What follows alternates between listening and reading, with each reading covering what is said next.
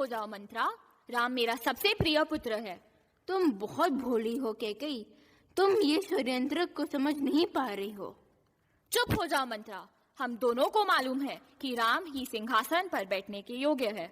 अपनी संतान अपनी ही होती है रानी कैकेयी, और तुम्हारी संतान राम नहीं भरत है। परंतु राम ज्येष्ठ पुत्र है, महाराज भरत को क्यों राजा बनाएंगे? आप समय आज्ञा है कैकेयी, महाराज ये 2 वचनों को मांगने का। अगर राज्य अभिषेक होगा तो केवल मेरे पुत्र भरत का। देख कैकेयी का यह रूपा, भूमि गिरे ये वचन सुनी भूपा।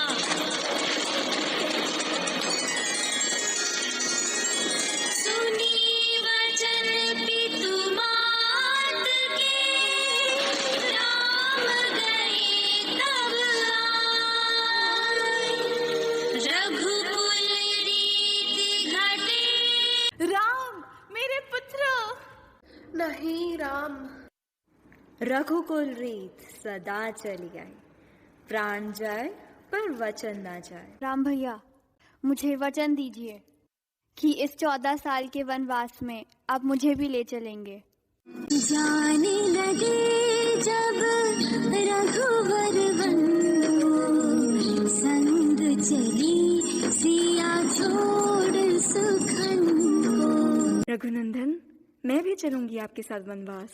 परंतु वन में जीवन बहुत कठिन होगा सीते। परंतु राम के बिना सीता का जीवन ही असंभव है। सती सिया रघु की परछाई, धर्मपति व्रता काहे निभाई। भैया अगर आप मेरे साथ नहीं चल सकते तो मुझे अपनी पादुकें दे दीजिए, मैं इन्हें सिंहासन पर स्थापित कर दूंगा।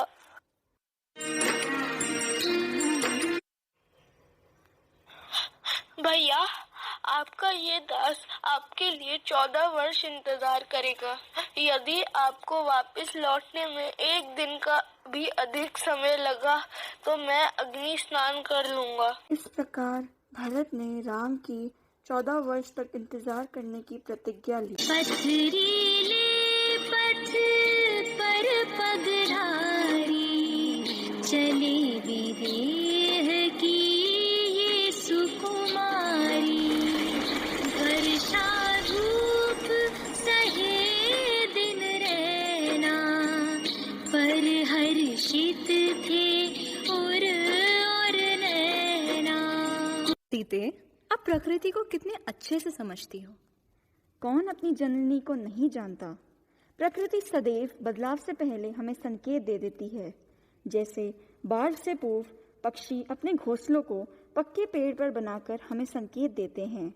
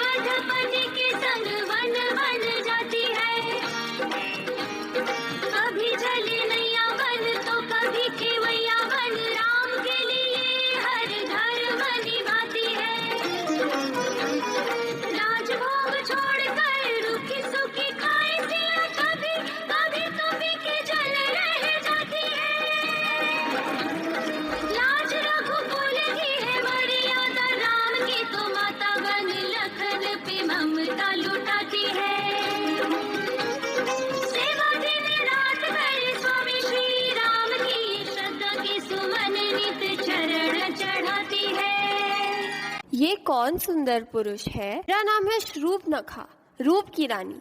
मेरी आपसे विवाह करने की इच्छा है। मुझे अपनी पत्नी के रूप में स्वीकार कीजिए। अपनी मर्यादा का उल्लंघन ना करे देवी। मैं विवाहित हूँ और मैंने सदैव एक विवाह करने का वचन लिया है। कौन है ये रघुनंदन? तो ये है वो स्त्री जिसके कारण मैं राम को अपना नहीं बना पा रही हूँ। अरे तेरे इस दुस्साहस के लिए केवल एक ही दंड उचित होगा। याद रखना, इस अपमान का बदला स्त्री को भुगतना पड़ेगा। ये दंड अनुचित था लक्ष्मण। ऐसा करके तुमने नारी की गरिमा को ठेस पहुंचाई है। मत भूलो, नारी का अपमान सदैव विनाश का कारण बना है। इस अनर्थ का परिणाम भी घातक होगा। रघुनंदन, वो देखिए स्वर्ण मृग। अरे वो तो आहत लग रहा है। स्वामी, उसे मेरे लिए ले आइए, मैं उसका उपचार कर दूंगी। मृग लाने तब गए रघुनंदन, हाथ लगाए बैठा दशानन। सीता, सीते! लक्ष्मण, तुम्हारे भैया संकट में प्रतीत होते हैं। तुम्हें उनकी सहायता करने के लिए तुरंत ही जाना चाहिए। गए लखन जब खींच के रेखा, उचित अवसर रावण देखा। ब्राह्मण बन के की चतुराई, भूख प्यास की व्यथा सुनाई। कोमल सरल सिया नहीं जानी, रावण का छल नहीं पहचानी। रेखा लांगी धर्म में पड़कर, ले चला रावण रूप बदल कर।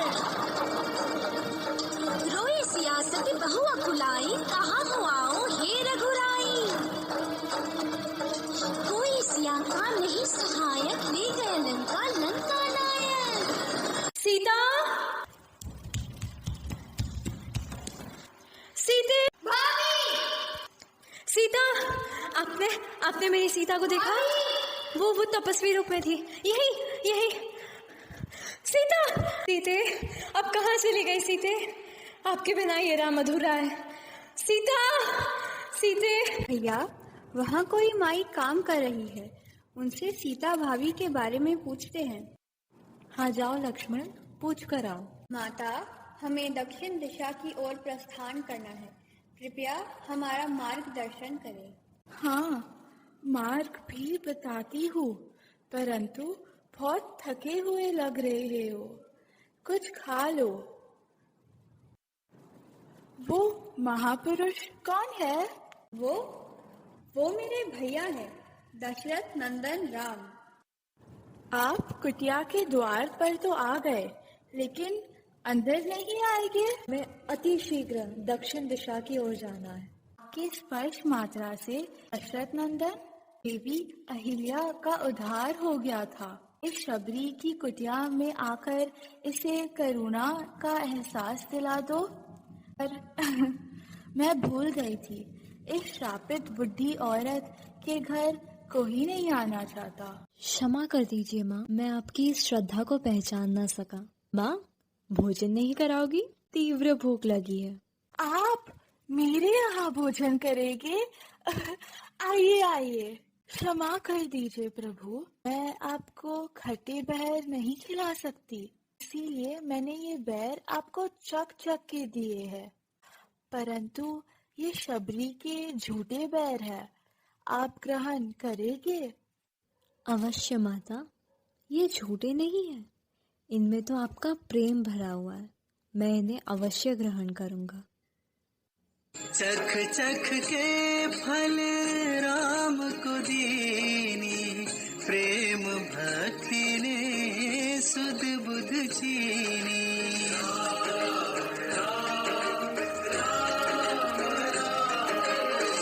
ऐसो निश्चल प्रेम अपारा, राम पधारे शबरी द्वारा।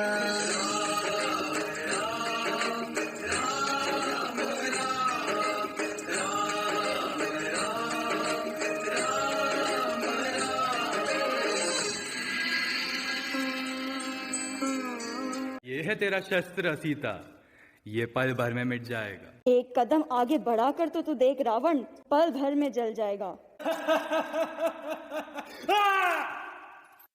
आएंगे जब स्वामी मेरे, तब ये रावण जान से जाएगा। अंत समय में ये रावण भी राम राम कह जाएगा।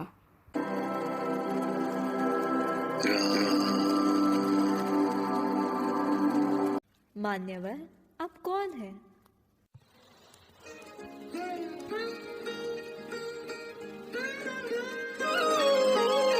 अस कहीं परे चरण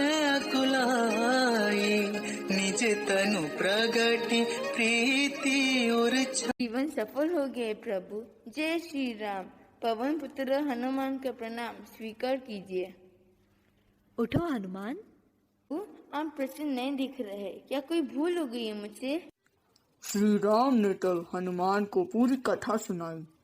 तब उन्हें यह ज्ञात हुआ कि रावण ने उनकी प्रिय पत्नी सीता का अपहरण कर लिया है। उस समय श्री राम के गुस्से की कोई सीमा न थी। रावण! मेरी पत्नी का हरण किया है और इस घनिष्ठ कार्य के लिए तुम इस संसार में सदैव निंदनीय रहोगे। संसार में उसे जीवित रहने का कोई अधिकार नहीं जो किसी और की पत्नी पर बुरी दृष्टि डाले। मैं तुम्हें 2 माह का समय देता हूँ। यदि उन 2 माह में तुम्हारा राम नहीं आया तो तुम्हें मुझसे विवाह करना होगा। ठहरो, तो उल्टी गिनती आरंभ कर दो रावण, क्योंकि तुम्हारे जीवन के भी केवल 2 माह ही शेष हैं और ये तुमने इस चुनौती से सुनिश्चित कर दिया है। वहां श्री राम ने अपनी सेना तैयार की और यहाँ रावण अपनी मृत्यु का कारण जान रहा था। बोल यमराज बोल, कौन होगा रावण के विनाश का कारण? कोई असुर, कोई राक्षस या कोई देव? बोल। एक स्त्री। उल्टी गिनती आरंभ कर दो रावण।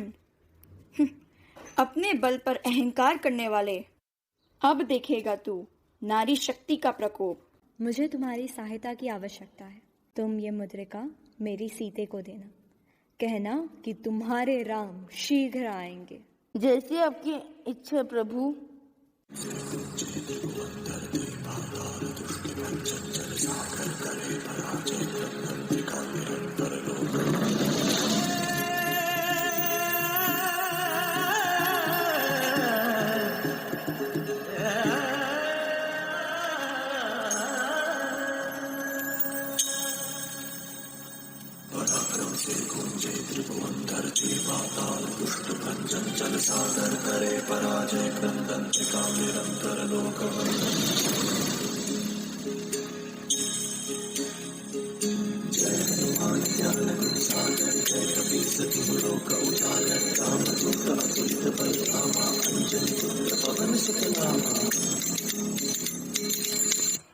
ये तो मेरे पति श्री राम की अंगूठी लगती है।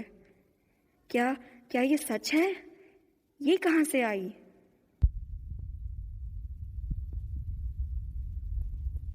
माता, मैं श्री राम दूत हनुमान हूँ। हनुमान, कैसे है मेरे पति श्री राम? वो दिन रात आपको याद करते हैं। वो शीघ्र ही आपको लेने आएंगे। ये उन्होंने अपनी मुद्रिका दी है। हनुमान, उन्हें ये मेरी मुद्रिका देना और कहना मैं उनकी प्रतीक्षा करूंगी। प्रणाम माता। कौन है तू? मैं पवन पुत्र हनुमान श्री राम का दूत हूँ। दुष्ट रावण, अभी माता सीता को सामान के साथ मुक्त कर दो, वरना क्या बंदर?